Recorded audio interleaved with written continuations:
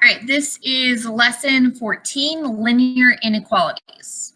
So, linear inequalities represent data that is greater than or equal to or less than or equal to a line on a coordinate plane.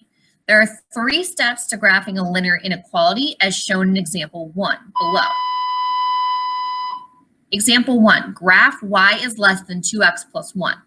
So step 1 is to graph the boundary line, y equals 2x plus 1. Begin on the y-axis at y equals 1, then use the slope of 2 to continue the line by going up 2 to the right 1.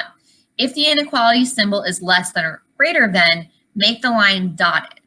If the inequality symbol is greater than or equal to or less than or equal to, then make the line solid. Okay, so this is a less than symbol, so it's a dashed or dotted line. Step 2, choose one point between the line. For this example, 0, 0 will work. I always recommend 0, 0 if the line doesn't go through 0, 0 because it will make your life easier, okay? So I replace x and y in my equation with the values for the point I chose. So y is less than 2x plus 1 is 0 is less than 2 times 0 plus 1. Well, 0 is less than 1. That is true. Then I shade that area. So in this case, I would shade this area right here.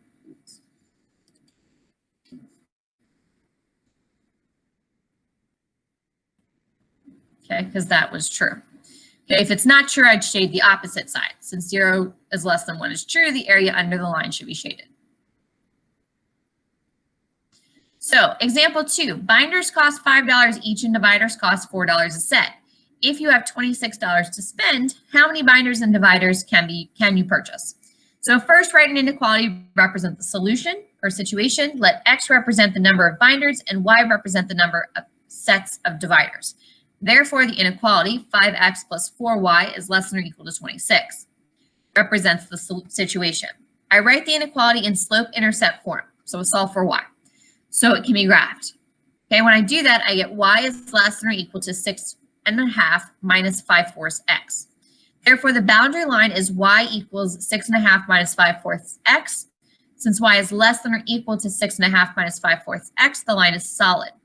By substituting a value not on the line, we can determine which side to shade.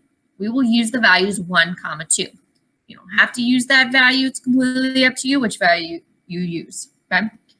When I do this, I get 2 is less than or equal to 6.5 minus 5/4 times 1, which is 2 is less than or equal to 5.25. Since the inequality is true at 1, 2, I shade the side of the line that contains 1, 2. Therefore, the graph is represented below.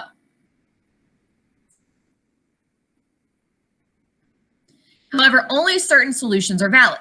You can only purchase a whole binder or a whole set of dividers.